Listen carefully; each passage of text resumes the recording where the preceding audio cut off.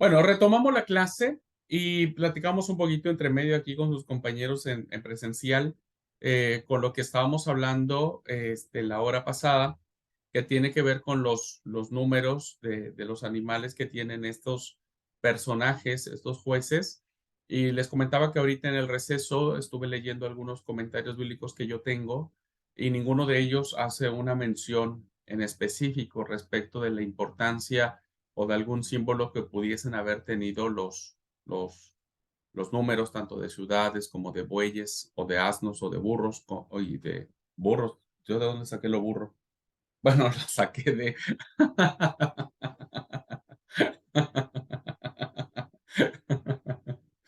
¿De dónde saqué lo burro? Mire, no hagan chiste de eso, hermanos. Yo escucho chiste de eso y lo repruebo a todos.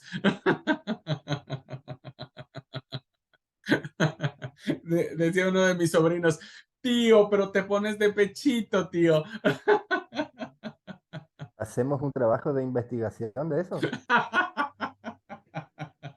Estoy a punto de parar la grabación y borrar este pedazo.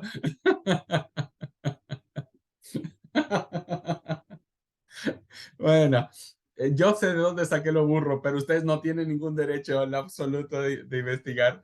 Bueno, estaba hablando de los animales, del número, ¿no? Y no encontramos ninguna, al menos yo, alguna explicación de algún simbolismo que pueda. Yo no sé si voy a poder acabar de dar la clase. Este, lo bueno que es para los alumnos de segundo año, ustedes son re misericordiosos. Fuera para sus compañeros de tercer año, ya me hubieran recolgado. Em, ¿Qué iba a decir? Sí, que no hay una situación así. Ahora, puede ser, hermanos, como lo comentaba, que a mí me sonaba más y ahora lo reafirmé en la lectura rápida que hice en los comentarios.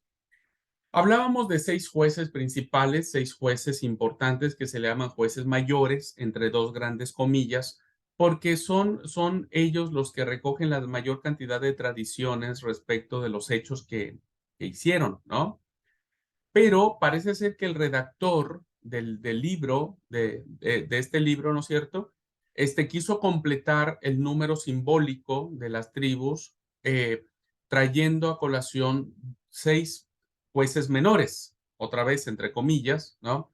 Que vendrían a ser estos personajes como Tola, Yair, como Ibsán, como tal, eh, en donde no había tantas tradiciones orales sobre ellos. Sin embargo, el redactor no quiso que se perdiera al menos el nombre, ¿viste? Porque, por ejemplo, en el caso de este Elón, pues no tenemos ningún dato, pero sabemos que existió Elón, ¿no? El Zabulonita. Entonces, parece ser que el redactor quiso que no se perdiera dentro de la tradición de la historia de Israel, pues este juez. Y completa 6 jueces mayores, 6 jueces menores. Los jueces menores, evidentemente, sus tradiciones son muy cortitas, casi nada. En algunos casos es solo el nombre, para completar un número simbólico que puede ser sí simbólico o puede ser acomodado o puede ser a propósito, ¿no? El número 12, 12 jueces podemos vislumbrar en el libro de los jueces, aduciendo a las 12 tribus de Israel. ¿Ah? Pero bueno, ese es hasta ahí a donde la investigación de 10 minutos que tuve de receso pude, pude tener. Así que eh, está abierta la investigación solo de los jueces de Israel. Solo de ellos. Ay, ay, ay. Che, ¿paro la grabación o dejo que los compañeros ya también lo sepan? ¿Qué hacemos? Que lo No, no, disfruten también. está de vuelta. Ah, no, dice Richard. No, No, me deja. imagino que vamos a No. averiguar sobre el burro, de dónde viene. Che, van a averiguar sobre el burro del profesor. No, el problema es que sabe que esto no solo lo ven sus compañeros de clase, como se sube a YouTube, en YouTube accede todo mundo. Vamos a dejar, igual yo sé de dónde lo saqué.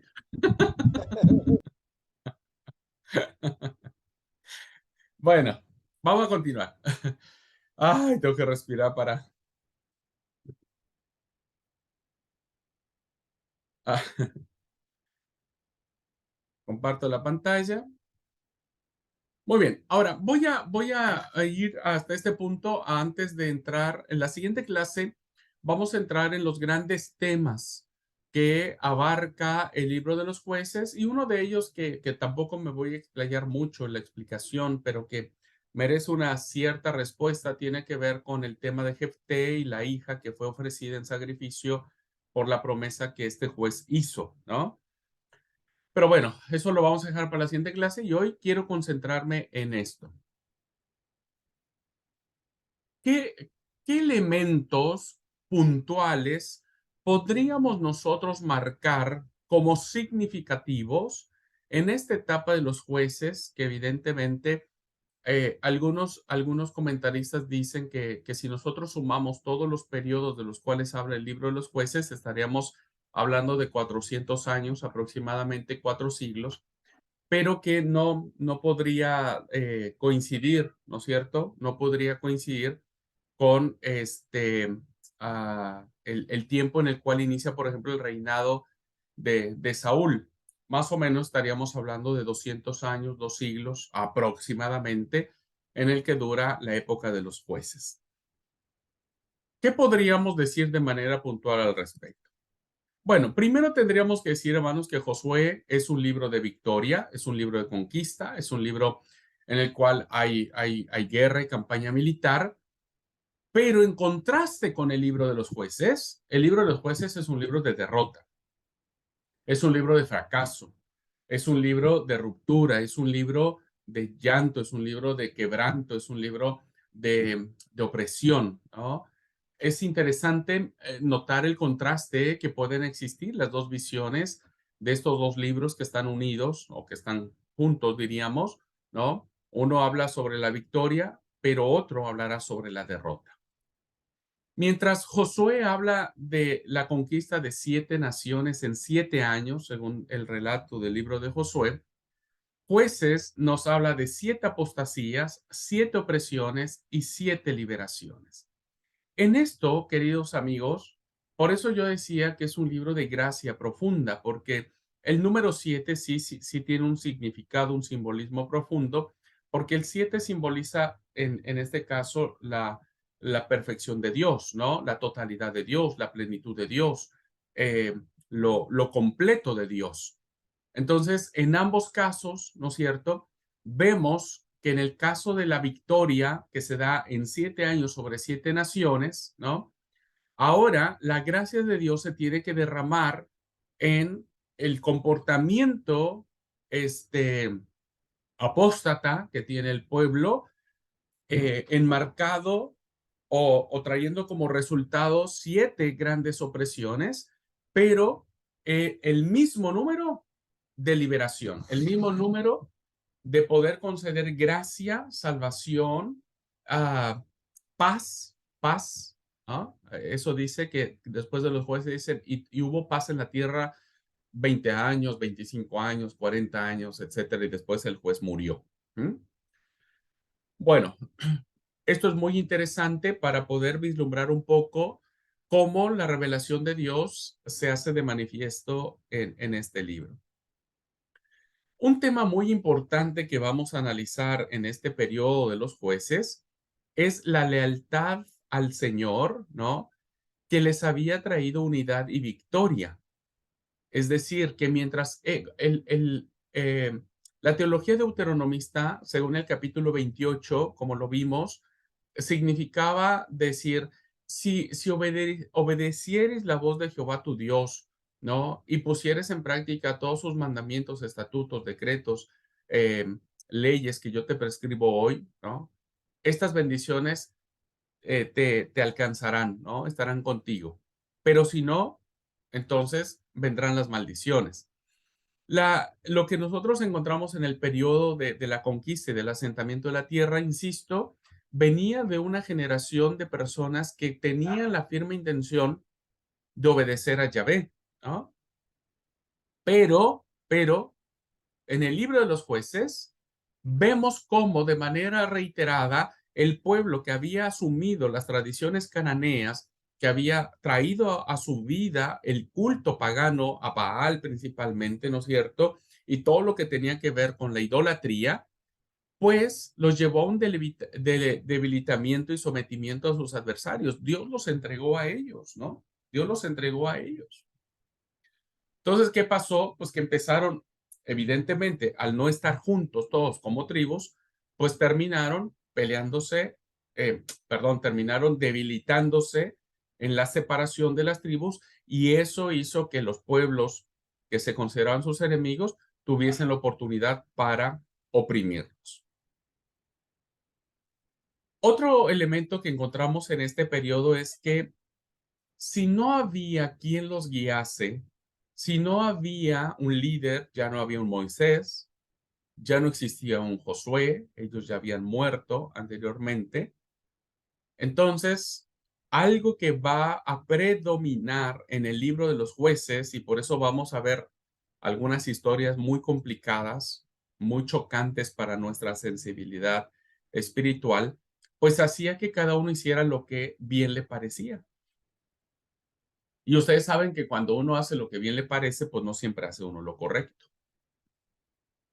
Entonces, ¿qué es lo que vamos a ver en este periodo? Pues vamos a ver un periodo de, de, de situaciones que le van a permitir, al juez, ¿no es cierto? Pues tratar de corregir aquello que está mal, ¿no? Que no está bien, pero que al final va a terminar a el pueblo volviendo a hacer lo que bien quiere, lo que bien se le antoja. Y eso lo vamos a analizar ahora con detenimiento. Bueno, ¿qué otra cosa vemos en el periodo de los jueces? Bueno, que al no haber quien gobernase al pueblo, una figura que los uniera, una figura que los dirigiera, entonces había señales de anarquía. La anarquía, hermanos, es cuando se gobierna sin ley. Gobernar sin ley explica claramente que cada uno pues hace su propia ley y vive de acuerdo a sus propios valores. ¿Qué provocaba un pueblo sin ley? Pues violencia, ¿no? Guerras, enfrentamientos e incluso divisiones en las tribus, porque cada uno interpretaba las cosas a su forma, a su manera, ¿no? Entonces eso provocaba evidentemente que al no estar unidos como tribus, pues como decía la máxima romana, ¿no? Divide y vencerás. Entonces, al estar divididos, estaban debilitados y no lograban pues poder mantenerse juntos para luchar contra los pueblos opresores. Así que es un periodo confuso, hermanos, muy confuso, un periodo muy violento, un periodo de inestabilidad en todos los sentidos, política, social, económica y sobre todo religiosa, ¿no? No hay una estabilidad que haga que el pueblo pueda finalmente encontrar el rumbo y la dirección. ¿Qué otra cosa vemos en este periodo? Bueno, había una costumbre en el que los israelitas se casaban con los cananitas, ¿no? Y adoptaban muchos de sus costumbres, que eso fue lo que los llevó a la perdición. ¿Por qué? Porque el hecho de emparentar con personas que tienen otras costumbres, otros ritos, otras tradiciones, pues hacía que de manera, eh, pues sí, que de manera natural fueran arrastrados a participar de los ritos obscenos que el culto cananeo tenía. ¿Recuerdan la imagen que les presenté en la clase pasada? O sea, había una depravación moral impresionante, ¿no? Que hacía básicamente el hecho de que Israel hubiese perdido su rumbo de lo que dijeron sus padres en el Sinaí. Tus padres dijeron, tú serás nuestro único Dios. Pero aquí el hecho de haber permitido la mezcla, la mistura de costumbres y de tradiciones, pues provocó mucho más que el pueblo cayera en actos o en acciones, pues realmente recontrarias a, a, a la adoración a Dios. Y Esto trajo consigo, hermanos, que la situación social, eh, la, la igualdad ya no empezara a verse de mejor manera, ¿no? Ya empieza a ver el hecho de acciones que tienen que ver con quién saca ventaja del otro. Y de a poquito se empiezan a marcar, empiezan a surgir las clases sociales, incluso entre las tribus. Algunas tribus empezarán a tener mayor preponderancia que otras. Y eso colocará, y eso colocará al pueblo pues en una situación pues muy difícil. Así es que en este esquema que les he traído a colación, pues más o menos tenemos también un panorama general de la riqueza que tiene este libro, ¿no? Y de las grandes enseñanzas que podemos traer sobre él.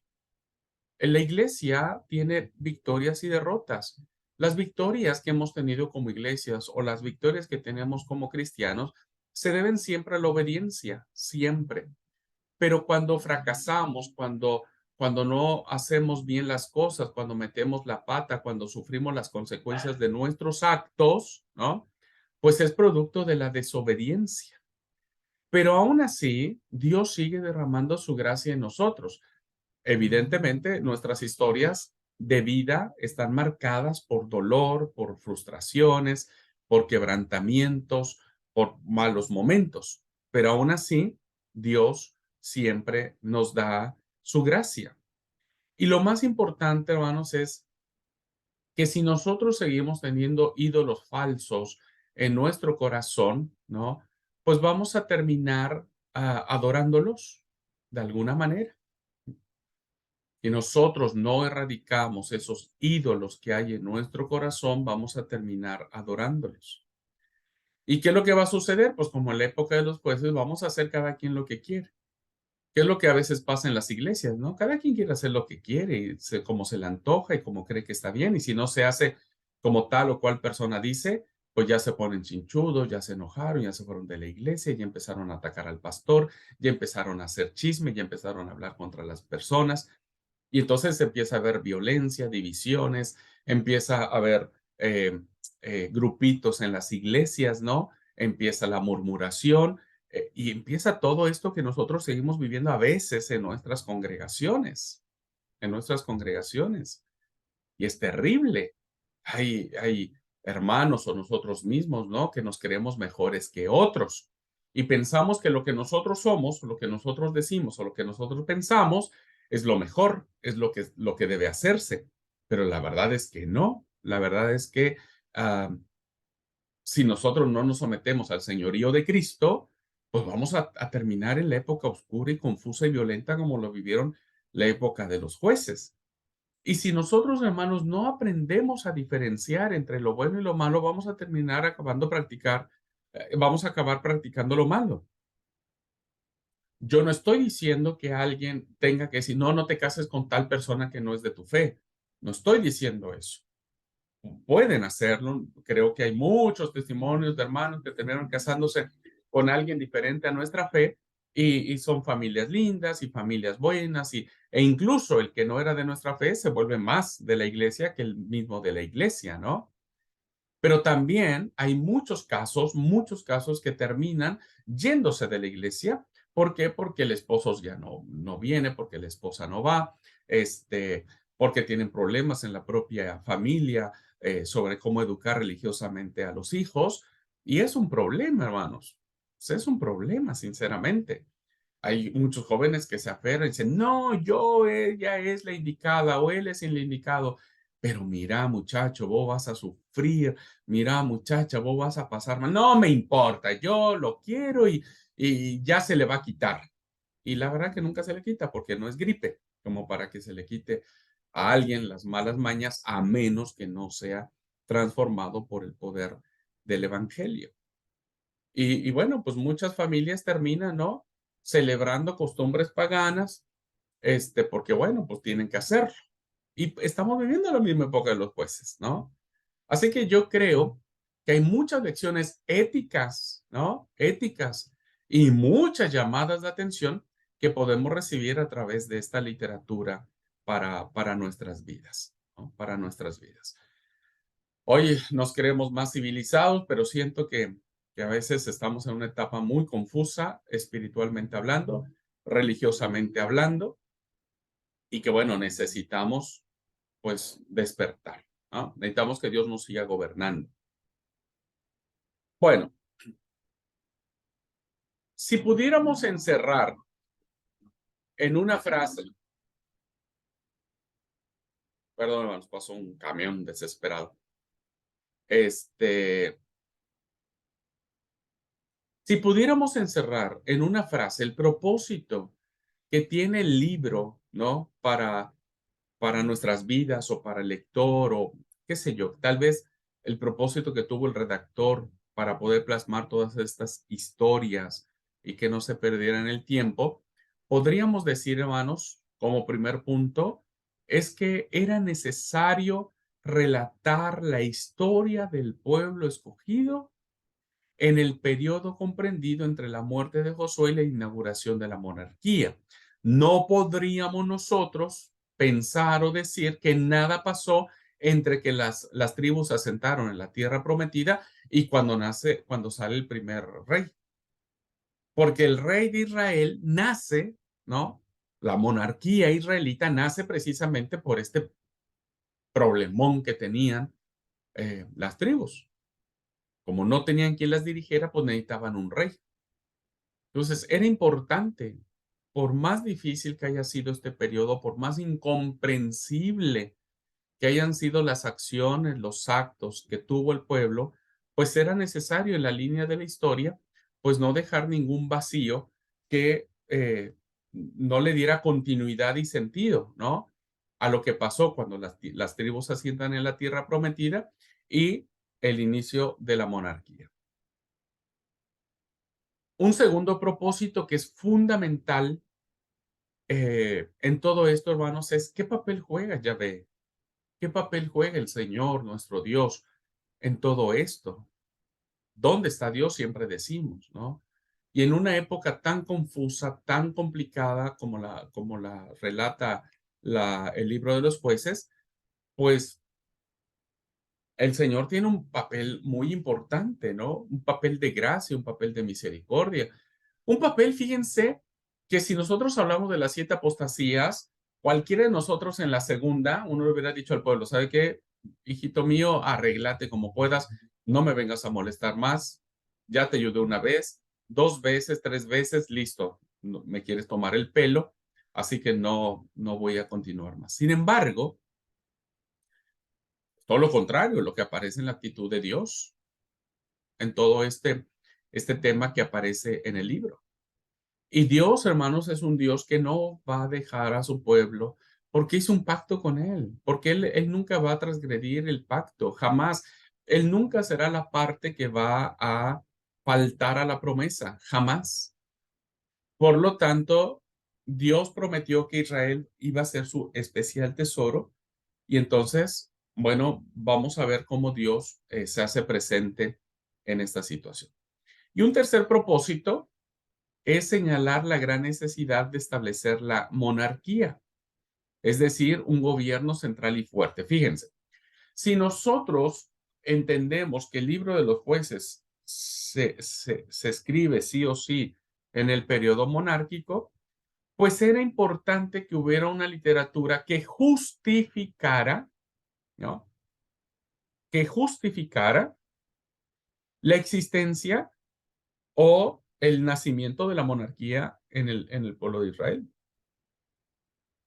Es decir, si nosotros estamos aquí en la monarquía y decimos, bueno, necesitamos justificar por qué elegimos un rey, por qué tenemos un rey, llámese Saúl, llámese David, llámese Salomón, llámese lo que sea, ¿no? Pero ¿por qué llegamos a este punto? Bueno, porque en la época de los jueces, al no haber rey, se llevaron a cabo todo este tipo de actos complicados, este tipo de actos difíciles, este tipo de situaciones, ¿no? Entonces, ¿qué es lo que va a pasar?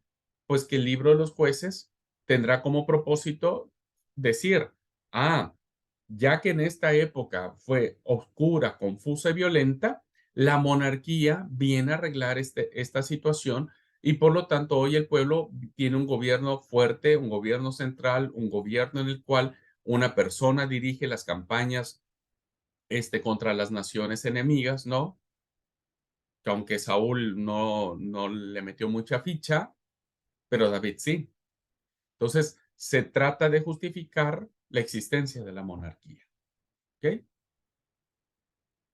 Así que podríamos plantear como propósitos fundamentales del libro, relatar esa época, qué hace Dios en esa época y por qué esa época va a explicar la etapa monárquica de Israel. Muy bien. Así que voy a terminar esta clase trayendo este ciclo de apostasía, hermanos. Porque este es un ciclo, o sea, es como si nosotros habláramos acerca de los círculos viciosos, ¿no? Todos tenemos una idea más o menos de lo que es un círculo vicioso. Bueno, más o menos es así, ¿ya? Al centro, entonces, nosotros vemos la apostasía que inicia con un signo de libertad, un tiempo de libertad, viene la apostasía, se suscita el cautiverio, se pide o se suplica un juez, se levanta un juez que lo libera al pueblo, ¿no? Para finalmente volver a un lapso de libertad. Bueno, esto lo vamos a ver. Por favor, ayúdeme a alguien a leer este pasaje, porque este pasaje es como la explicación, ¿no? Es el redactor, dice, ¿cómo le explico a la gente lo que les voy a decir? ¿Cómo le hago saber a la gente que va a leer este libro, por qué lo estoy escribiendo? Y bueno, aquí está. Este es el corazón de la explicación del porqué del libro de Jueces. Capítulo 2 del 11 al 23. Si alguien me hace el fino favor de leerlo, se lo agradecería. Y por favor, léanlo con mucha atención, lo que están viendo la clase grabada, léanlo con mucha atención porque aquí es donde se descubre, pues todo lo que vamos a leer después. ¿Ok? Adelante. Jueces 2, 11 al 23. Esos israelitas hicieron lo que ofende al Señor y adoraron a los ídolos de Baal. Abandonaron al Señor, Dios de sus padres, que los había sacado de Egipto, y siguieron a otros dioses, dioses de los pueblos que los rodeaban, y los adoraron, provocando así la ira del Señor. Abandonaron al Señor y adoraron a Baal y a las imágenes de Astarte. Entonces el Señor se enfureció contra los israelitas y los entregó en manos de invasores que los saquearon. Los vendió a sus enemigos que tenían a su alrededor, a los que ya no pudieron hacerle frente. Cada vez que los israelitas salían a combatir, la mano del Señor estaba en contra de ellos para su mal, tal como el Señor se lo había dicho y jurado. Así llegaron a verse muy angustiados. Entonces el Señor hizo surgir caudillos que los libraron del poder de esos invasores. Pero tampoco escucharon a esos caudillos, sino que se prostituyeron al entregarse a otros dioses y adorarlos. Muy pronto se apartaron del camino que habían seguido sus antepasados, el camino de la obediencia a los mandamientos del Señor. Cada vez que el Señor levantaba entre ellos un caudillo, los libraba del poder de sus enemigos, porque el Señor se complacía de ellos al oírlos gemir por causa de quienes los oprimían y afligían. Pero cuando el caudillo moría, ellos volvían a corromperse aún más que sus antepasados, pues se iban tras otros dioses a los que servían y adoraban. De este modo se negaban a abandonar sus malvadas costumbres y su obstinada conducta. Pero el Señor se enfureció contra Israel y dijo: puesto que esta nación ha violado el pacto que yo establecí con sus antepasados y no me ha obedecido, tampoco yo echaré de su presencia a ninguna de las personas que Josué dejó morir. Las usaré para poner a prueba a Israel y ver si guarda mi camino y anda por él como lo hicieron sus antepasados. Por eso el Señor dejó en paz a las naciones, no las echó enseguida ni las entregó en manos de Josué. Amén. Muchas gracias. Bueno, si ustedes se dieron cuenta, hermanos, este es básicamente pues la explicación de lo que el redactor va a realizar al momento de explicar todo lo que ha pasado con estos jueces. O sea, nos lo está anticipando. Ya nos dijo de qué va a tratar la obra. Y entonces esta obra empieza diciendo que tiene 4 fases. La primera de ellas, como dijimos, es que Israel termina dejando a Yahvé para seguir a otros dioses. Esto es un problema muy fundante, hermanos. Es el problema principal que está teniendo el pueblo y que va a tener el pueblo durante todo el tiempo, incluso de la monarquía.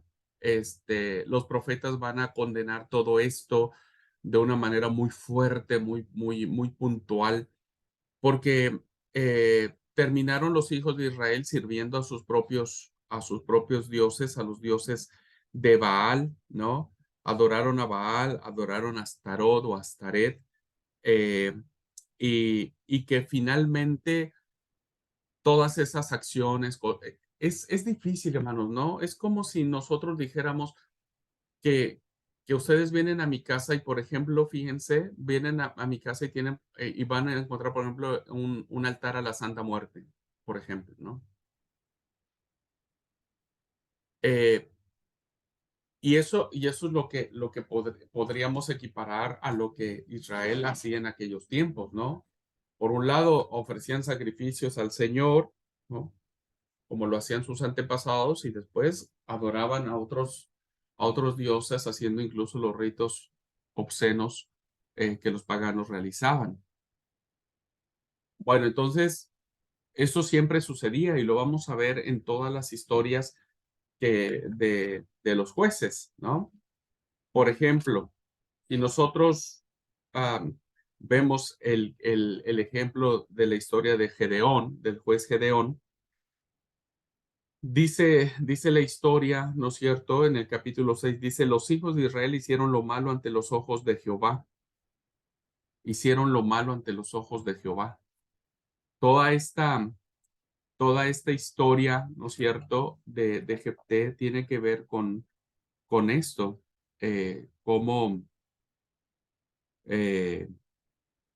los israelitas terminaban adorando a los dioses falsos. Si leemos la historia de Jefté, por ejemplo, en el capítulo 10 dice: pero los hijos de Israel volvieron a hacer lo malo ante los ojos de Jehová y sirvieron a los Baales y a Astarot, a los dioses de Siria, a los dioses de Sidón, a los dioses de Moab, a los dioses de los hijos de Amón y a los dioses de los filisteos, y dejaron a Jehová y no le sirvieron.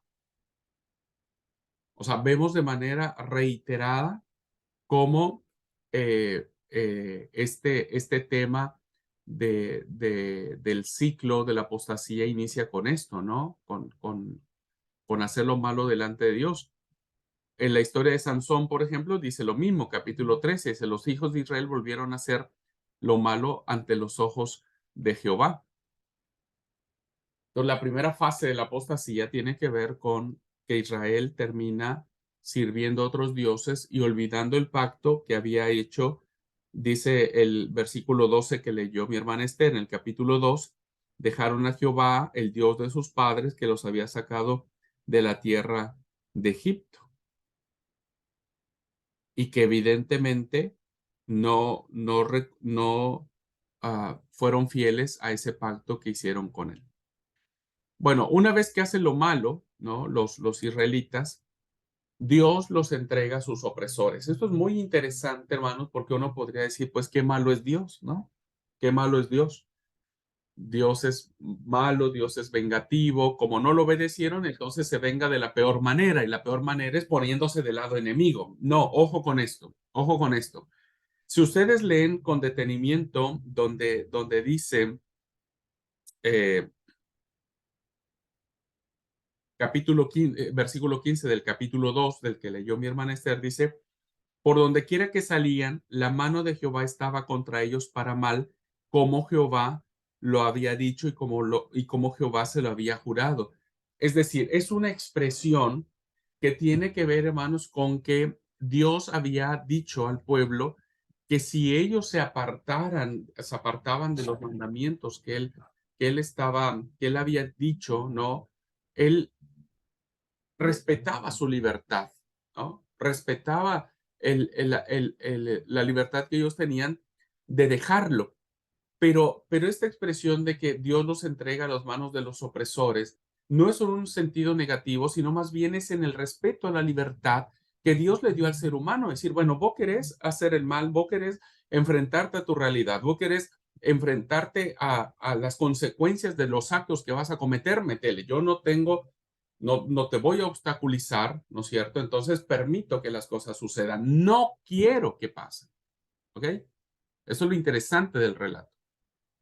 La personalidad de Dios no es de que Dios quiera que al pueblo le vaya mal. Dios no quiere que las naciones opresoras terminen matando a su pueblo. Dios no lo quiere, pero lo permite en el ámbito de la libertad que le ha dejado al pueblo. Dios le dijo claramente en el capítulo 28 del Deuteronomio, si vos haces esto, las bendiciones te alcanzarán, pero si no, porque es tu decisión, pues entonces las maldiciones te alcanzarán, que es decir, las consecuencias de tus propios actos. Por eso cuando nosotros miramos en los relatos estos que les he dicho, en el caso de Gedeón, dice, los hijos de Israel hicieron lo malo ante los ojos de Jehová y Jehová los entregó en manos de Madián por 7 años. Pero vuelvo a repetir, no es que Dios haya puesto del lado del vengativo, ¿no? Y decir, bueno, ahora tomo venganza y ahora me desquito de estos tipos que no respetaron el pacto. No, sino más bien, insisto, tiene que ver con la libertad que el pueblo dijo. Ustedes entran en una tierra siendo libres. Eran esclavos en Egipto, ¿no? Allí, después de ser liberados, hicimos el pacto. Ustedes hicieron un pacto como nación libre. Bueno, en esa libertad, elijan qué es lo que tienen que hacer. Solo que sepan que ya los advertí, ¿no? La expresión de que Jehová entregó al pueblo en manos de los opresores, insisto, no tiene que ver con una connotación de un Dios vengativo, malo, cruel, perverso, sino más bien todo lo contrario. Es una expresión que denota de un Dios que dice, yo no quiero que esto suceda, no es mi deseo, yo te iba a proteger, yo estoy con vos, pero vos no querés, entonces permito que estas cosas sucedan como resultado de tus consecuencias, como resultado de tus acciones, perdón, como resultado de tus acciones. Entonces, esta segunda fase es muy interesante, hermanos, y yo quiero salvaguardar la integridad del Dios nuestro todopoderoso que sigue siendo el mismo ayer, hoy y por todos los siglos, ¿no? Y Dios sigue siendo igual. Así que no es un Dios malo, sino más bien es un Dios de gracia. Una vez que el Señor permite que eso pase, ¿no? Hay una consecuencia de contrición y de arrepentimiento por parte del pueblo. El pueblo, cuando es invadido por las naciones enemigas, empieza a pensar y decir, la pucha, che, ¿qué hicimos mal? ¿Qué hicimos mal? ¿Qué no hicimos bien? ¿Qué hemos hecho? Dejamos a Dios, dejamos sus mandamientos, fuimos tras dioses falsos y empiezan a implorar el favor divino, ¿no? Empiezan a implorar el favor del Señor. Y entonces dicen estos relatos, ¿no? Dice estos relatos, bueno, en el capítulo 2 dice, Fíjense algo, aquí viene lo lindo y lo que estoy explicando, ¿no? En el versículo 18 del capítulo 2 que leyó mi hermana Esther, dice, y cuando Jehová les levantaba jueces, porque el pueblo se clamaba por libertad, Jehová estaba con el juez y los libraba de las manos del enemigo todo el tiempo de aquel juez, porque Jehová era movido a misericordia. ¿Recuerdan ustedes la clase que tuvimos, hermano, respecto de la autodefinición de Dios que aparece en el libro del Éxodo? ¿Recuerdan cuando dijimos cómo Dios se definía él en particular? ¿Y cuál fue la conclusión a la que nosotros pudimos llegar respecto de esta autodefinición de Dios? Y bueno, nosotros leímos en el libro del Éxodo, ¿no? Cómo Dios se autodefine diciendo, ahora estoy leyendo el libro de Éxodo, capítulo 34, versículo 6, dice, y pasando Jehová por delante de él, proclamó, Jehová, Jehová, fuerte, misericordioso y piadoso, tardo para la ira y grande en misericordia y verdad. Fuerte, misericordioso, piadoso, misericordioso, tardo para la ira y grande en misericordia y verdad. Esta es la definición de Dios. Entonces, ¿qué está diciendo el libro de los jueces? Dios no es el Dios malo, no es el Dios vengativo, no es el Dios que se place en ver cómo las naciones destruyen a su pueblo, sino más bien es un Dios que siempre, siempre será movido a misericordia. Por eso la mayor expresión en el Nuevo Testamento de la misericordia es el encuentro del Padre con el Hijo. Cuando dice que cuando ve el Hijo que viene de lejos en el Padre pródigo, en la parábola del Padre pródigo, dice que fue movido a misericordia, corrió, lo besó, lloró e hizo fiesta. Ese es Dios, hermanos, ese es Dios. Y el libro de los jueces lo va a explicar una y otra y otra. Dios siempre dirá, mira, yo no quise esto, seguramente cualquier otro Dios dejaría que murieses en esto y crearían otras criaturas, pero yo no. Yo soy un Dios diferente, soy el único Dios, no soy un Dios diferente, soy el único Dios. Y entonces siempre mi misericordia será contigo. Así que bueno, y finalmente cuando se levantaba, cuando Dios era movido a misericordia, proporcionaba un líder carismático, un caudillo, como lo leyó la versión de mi hermana Esther, un caudillo, un líder carismático que era poseído por el Espíritu para romper el yugo de los opresores, para enfrentarlos. Y por eso vemos a Otoniel, vemos a Od, vemos a Débora y a Barak, vemos a Gedeón haciendo actos, ¿viste? Me encanta la historia de Ahod, del tipo que era re inteligente, que le clavó el cuchillo y le traspasó hasta las tripas al rey, etcétera, ¿no? Que la mano casi le salió del otro lado. El rey era gordote, gordote, gordote, gordote. Y, y bueno, de esa manera, de Eglón, el rey de Moab, fue destruido por Ahod. Bueno, hay historias de las formas en que fueron liberados el pueblo, pero Dios es quien levanta al libertador. Así que el tema que encontramos en el libro de los jueces es un ciclo constante de apostasía, castigo, arrepentimiento y liberación.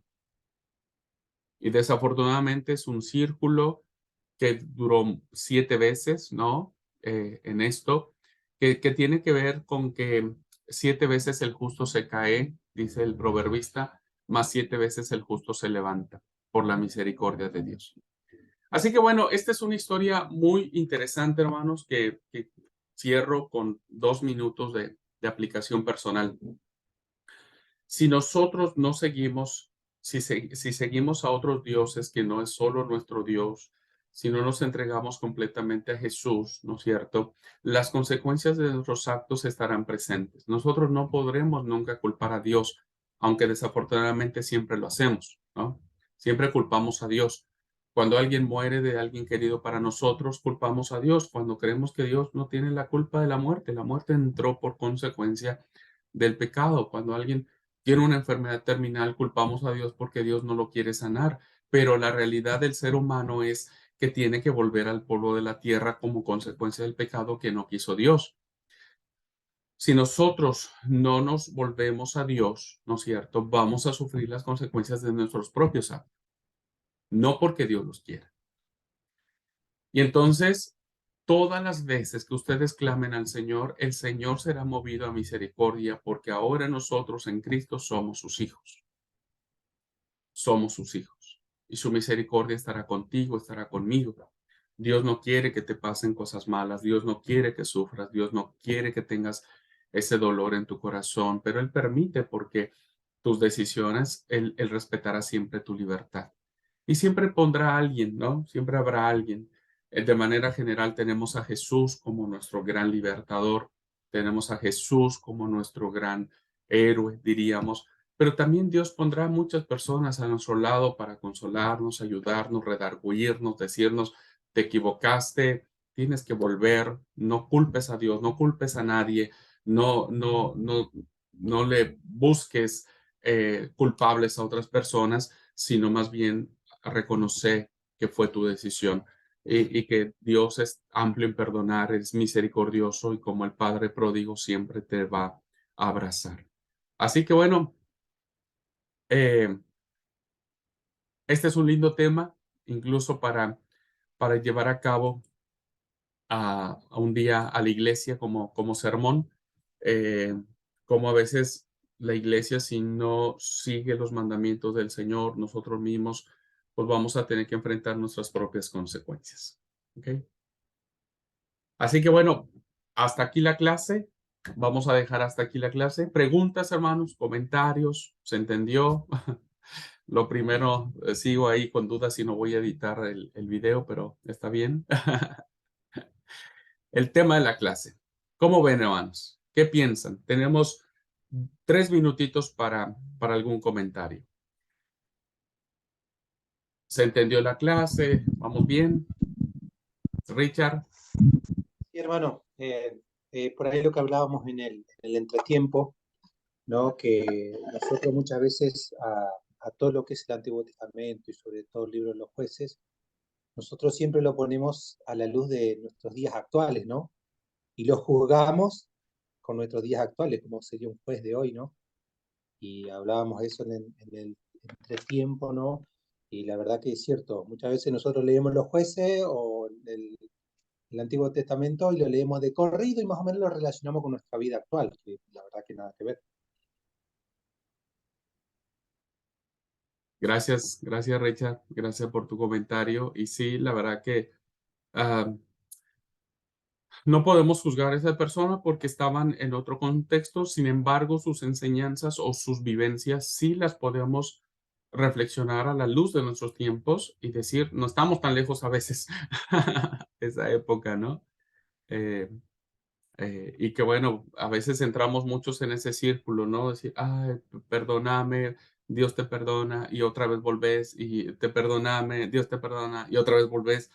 Llega un momento en donde el Señor dice, bueno, necesitas parar en algún momento, mi misericordia es eterna, pero tus fuerzas no sé si van a aguantar tanto tiempo esto, ¿no? Creo que eso es un lindo mensaje del libro de los jueces.